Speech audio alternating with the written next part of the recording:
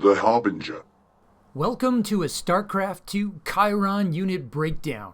We are discussing the Keiron's Harbinger. We'll cover how does it work and how is it best used. So I don't bury the lead, the big ticket item here is the Harbinger's unique Judgment Mode, an ability that makes the Harbinger a feared anti-air unit. But before we get to that, we'll first cover off the basics.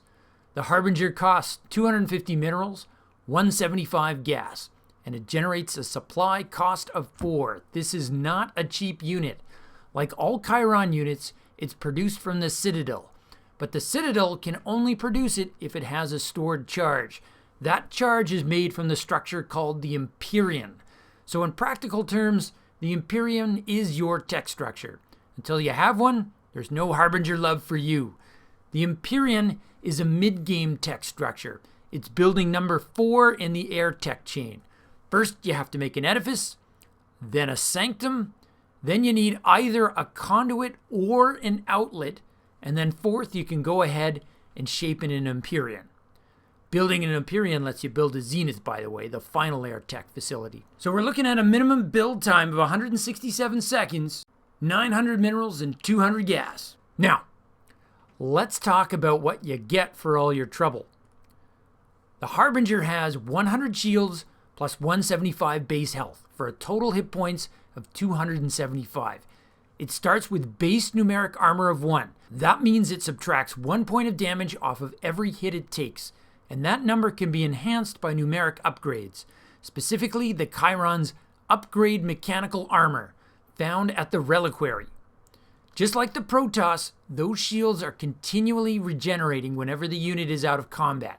1.25 points per second after being out of combat for 4 seconds. That means the points regenerate slightly slower than Protoss, but the regeneration kicks in faster than it does for the Protoss. For the Protoss, it takes 10 seconds. The Harbinger's speed is 4.72. That's the same speed as a Corruptor or a Liberator. It's just a smidge faster than a Void Ray with Flux Veins. The Harbinger can be chased down by Phoenix and Mutas, but it's generally one of the faster units in the sky. 4.72 falls in the category called fast. For reference, those categories are very slow, normal, fast, and very fast. So think of the Harbinger as a solid 4 out of 5. The Harbinger attacks air and ground, and no bones about it, it's pretty excellent at both, making it a very well-rounded attacker. Let's start with air. The air attack is called the Herald Energy Cannon. It's a single attack, a large glowing ball of yellow that does 18 points of damage at a range of 5. Each numeric upgrade increases this by 2 points. The numeric weapon upgrade is also found in the Reliquary. Upgrade mechanical weapons. That means if you upgrade it, you'll be upgrading the attack of other mechanical units even if they're on the ground. Units like the Myriad or the Umbra. Note that the Mechanical Weapons Level 1 upgrade actually requires an Empyrean or a Foundry to unlock, which, coincidentally, if you're making Harbingers, you're already going to have. The Herald Energy Cannon has a weapon speed of 0.62. That's the cooldown between shots, meaning lower is better. This means the Harbinger fires its energy cannon quite fast, generating a high DPS, with shots alternating from the guns on its left and right. That's just a visual. It's really the same shot. Next up are the augury guns. This is the Harbinger's attack against ground units. The double shot has a damage of 11, but 2 attacks really means 22 per volley. The double shot is significant in StarCraft because a double shot means your opponent's armor subtraction will count twice, so that is bad, but it also means any upgrade bonuses you will have count twice too, so that is good. Each numeric weapon upgrade increases the damage by 1.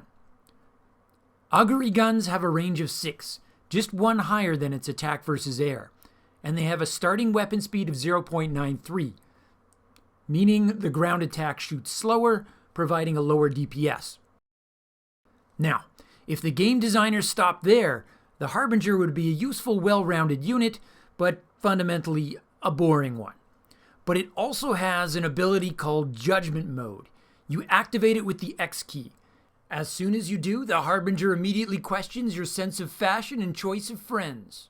Just kidding, of course. Judgment mode is a special mode of attack. And I'm not sure what the activation speed is, but for all practical purposes, it's so fast it feels almost instantaneous. The first thing that happens is the Harbinger gets all sparkly.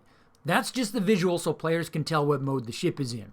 The second thing that happens is the augury guns shut off, meaning the Harbinger loses the ability to attack ground. It's an air-to-air unit only now. Thirdly, the Harbinger's speed reduces by 60%, a huge difference. In Judgment mode, the Harbinger can't catch anything in the air. For reference, it's just a tad slower than a Broodlord. That sounds bad, but it's all perspective.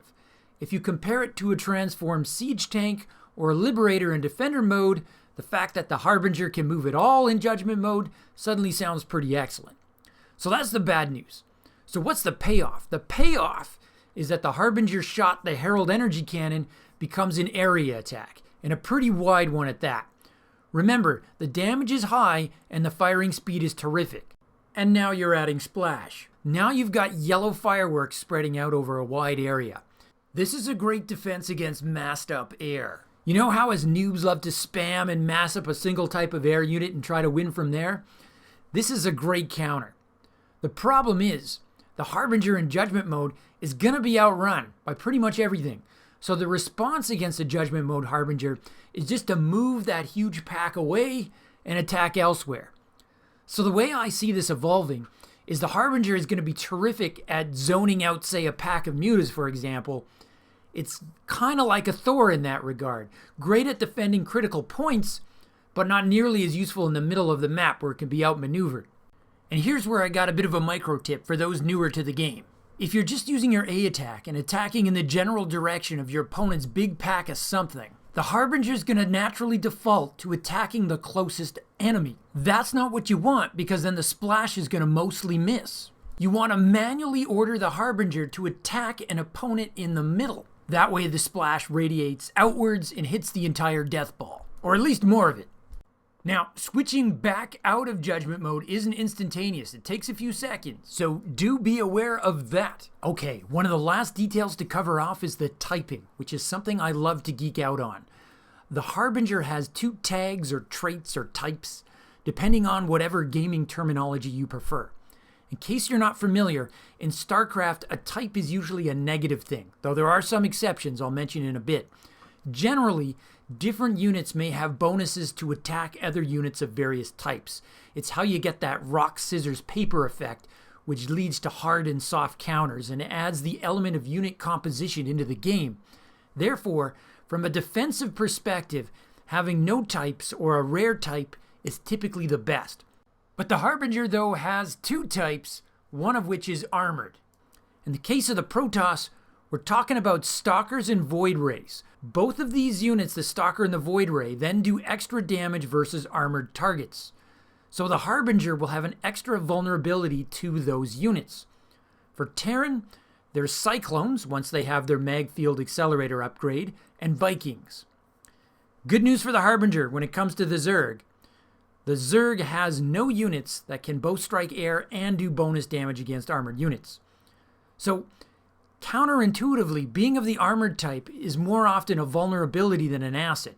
It fundamentally means certain units will hurt the Harbinger more, and you'll have to watch out for that. The attribute mechanical comes into play even less. There are just a few game interactions that I can think of. It means the Harbinger can be affected by a Raven's interference matrix. That's a negative. And it means the Harbinger is immune to the Ghost Steady targeting, aka snipe. That's one for the positive column. Technically, it also means the Harbinger can be repaired, at least the part of its health that is armor as opposed to shields. But since converters don't actually have the repairability, it's not something you need to exactly be preoccupied with. It's pretty situational. You would need to be playing Harbingers in a multiplayer game with a Terran ally. Remember though, if you fly near a citadel, you can get a fast recharge on the Harbinger's shields by activating the citadel's energize ability. You'll crank up the speed of your harvesters at the same time. So that is the Harbinger. I think it has the potential to be a really dominant air unit. Take one for a spin today and let me know what you think. If you don't know how to play this mod, it's both excellent and free. I've got a video on the Keiron with a step-by-step tutorial on how to load it up at the end. Feel free to let me know if you'd like to see more unit breakdowns. The Umbra just got some major changes, for example. Or let me know if I should just get back to focusing on games. Hope you guys are having a good new year. From my base to yours, Zugzwang out. To continue your StarCraft journey, Nova advises you to click the video in the upper rectangle. But Kerrigan warns you to watch your 6 and click the video in the bottom rectangle. Or you can stimpack your StarCraft experience. Subscribe to Zugzwang StarCraft. Just hit the circle. From my base to yours, Zugzwang out.